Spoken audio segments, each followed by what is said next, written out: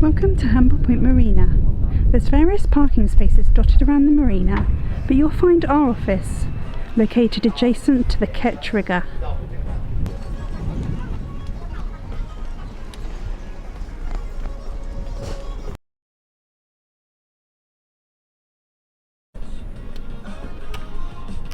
We look forward to welcoming you on your charter.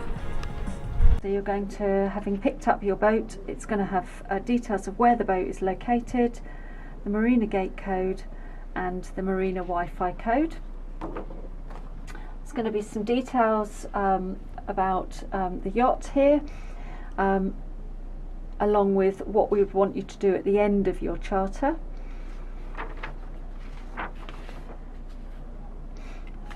There's a useful information pack or sheet detailing some useful information that you might need during your charter. One of the really key things is our office hours number and the out of hours number, and also sea starts number. Then you've got the actual details of the boat and your handover paperwork.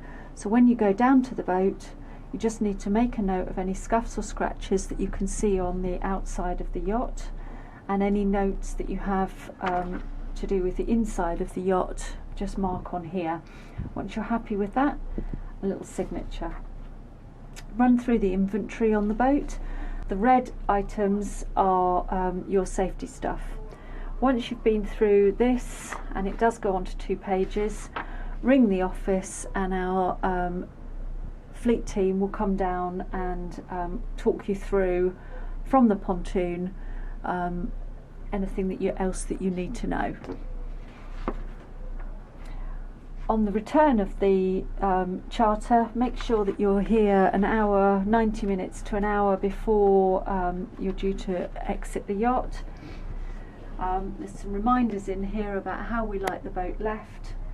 Let us know if you have refueled. In the joining instructions there's some details about the new requirements for refueling at MDL, so please do make sure that you follow those. Let us know if you've used the dinghy or if you've changed the gas, and then let us know if you've got any losses, breakages, damages or defects on your yacht. Just pop those in there. We do like to know about any defects so that we can make sure that we can fix them. And then once you're happy with that, a little signature. So when you're coming up to the office, you will we'll also work through all of your paperwork with regard to your security deposit and any additional paperwork that we've asked you to bring.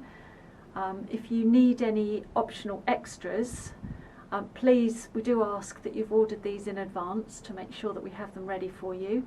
Otherwise, and paid for in advance. Otherwise we can sort those out while you're in the office and make sure that you've got everything and all the paperwork's taken care of.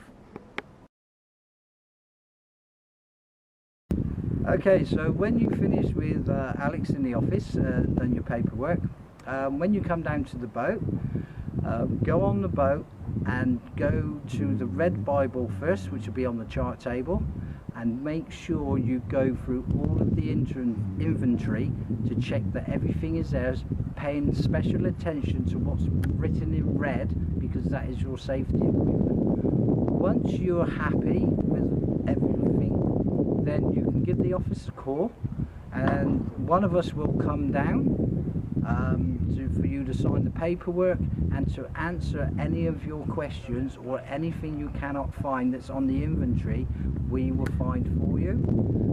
So if you've got any questions, then we can answer all your questions and also give you tips on the best way of taking the boat out from the berth.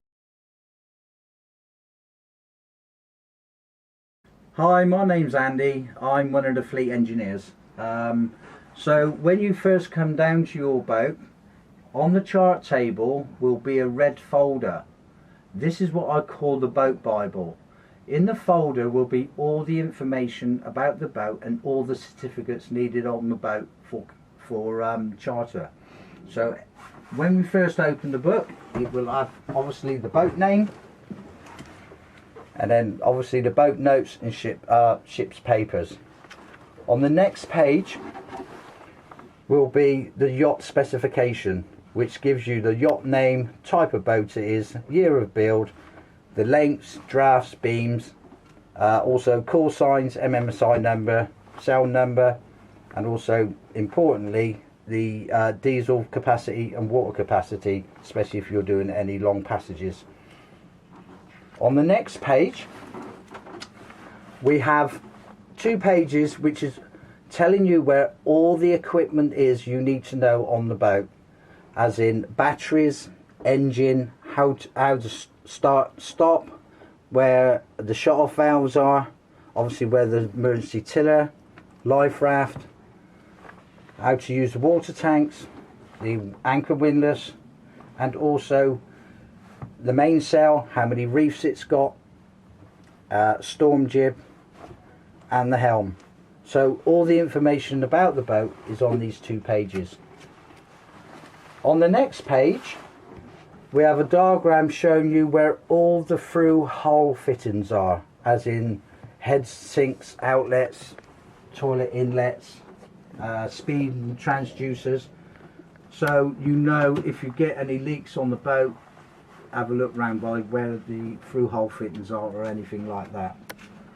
On the next page, which is an important one, is one again showing you where all the safety equipment is on board and where it's stowed.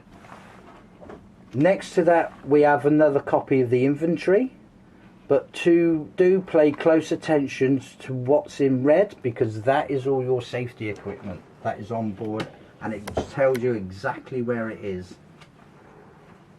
On the next page we start going then through the boat papers. So it's just all the standard builder certificates, schedules, but an important one is your compass deviation card.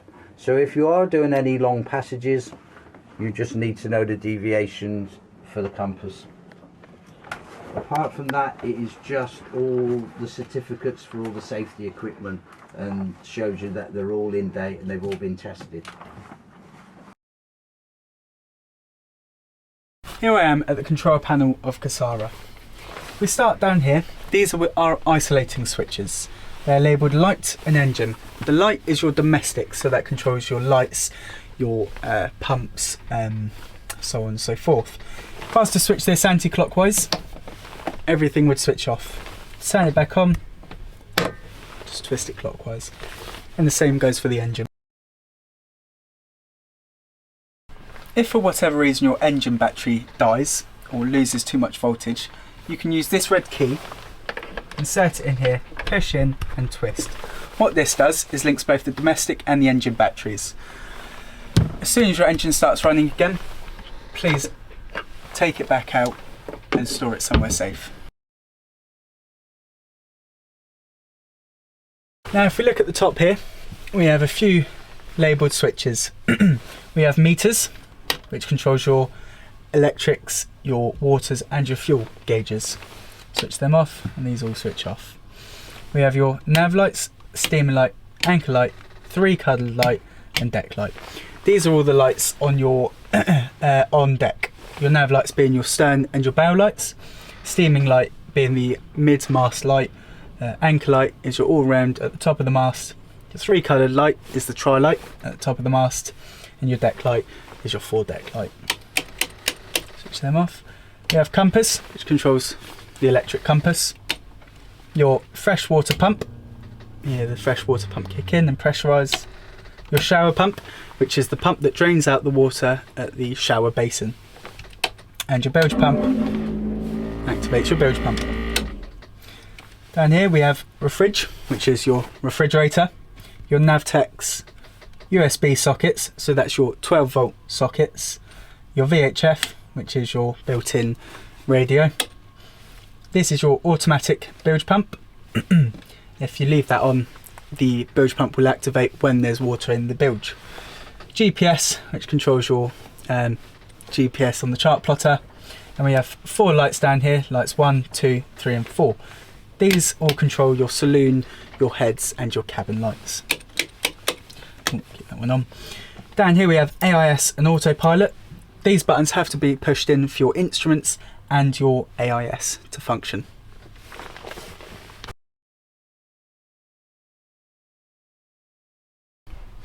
Now just below the cooker on Kasara, located is the gas shut-off valve. For the gas shut-off valve, it has to be in line for the gas to be on. Currently it is against the line, which means it is off. Once you're done using the cooker or the gas, please switch it off. Thank you. Here I am in the port side of the saloon. Below this bunk here, we have a little hatch and it says fuel tank valve.